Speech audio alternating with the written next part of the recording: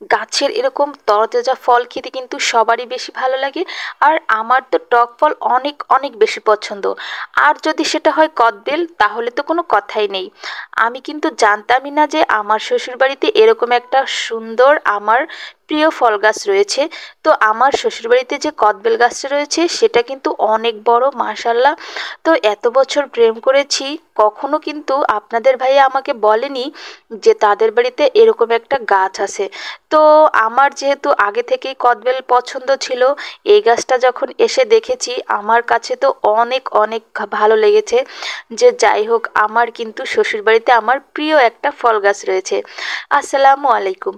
তো আজকে ছোট্ট একটা বোন ছিল বলেই এই তো শহরে বসে গ্রামের এত সুন্দর তরতাজা একটা ফল ঢাকায় বসে খেতে পারছি।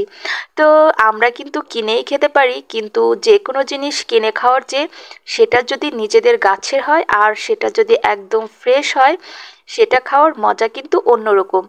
আর এখানে তাই তো আমি কদবেলটাকে খুব সুন্দর করে আজকে ভর্তা করব। আর এখানে দেখতেই পাচ্ছেন কদবেলটা আমি ফাটিয়ে নিচ্ছি। এটা ফাটানোর সঙ্গে সঙ্গে এত সুন্দর একটা ফ্লেভার বেরিয়েছে, আমি সেটা ভাষায় বলে বোঝাতে পারবো না। তো যাই হোক, এটা যেহেতু গাছের একদম ফ্রেশ পাকা ফল ছিল, এটার স্বাদও কিন্তু একদম অতুলনীয় ছিল। আর যার জন্যে আমি এটাকে আরও একটি টেস্ট করার জন্য ধনেপাতা আর কাঁচামরিচ মরিচ কুচিয়ে নিয়েছি। তো কাঁচামরিচ আর ধনেপাতা দেওয়ার কারণে কিন্তু এটার ফ্লেভারটা আরও বেশি বেড়ে গিয়েছিল। আর হচ্ছে এটার খেতে আরও বেশি মজার হয়েছিল। যে কোনো ভর্তাতে কিন্তু ধনিয়া পাতা দিলে অনেক বেশি স্বাদ বেড়ে যায়। আর আমি আজকে এই ভর্তাটা করব বিট লবণ দিয়ে। বিট লবণ কিন্তু রাস্তা থেকে আমরা যে ফল কদবেলগুলো কিনে খাই, ওটার মধ্যেও বিট লবণ দেয়। তো খেতে ভালোই লাগে। তো চিন্তা করেছি বাসায় যেহেতু বিট লবণ রয়েছে, অবশ্যই এই লবণটা দিয়ে আজকে ভর্তাটা করব।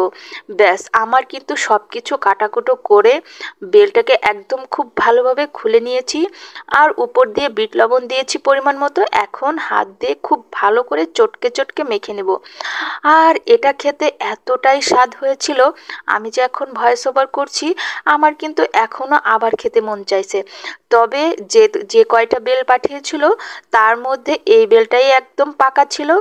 আর বাকি যে বেলগুলো রয়েছে সেগুলো খেতে কিন্তু আরেকটু সময় লাগবে, কারণ ওগুলো গাছ থেকে পেড়ে দিয়েছে, ওটা পাকতে কিছুটা সময় লাগবে। সত্যি কথা বলতে আমার জন্য এই বেলগুলো একদম মনে করে আমার কথা স্মরণ করেই আমার ছোট বোনটি পাঠিয়েছে।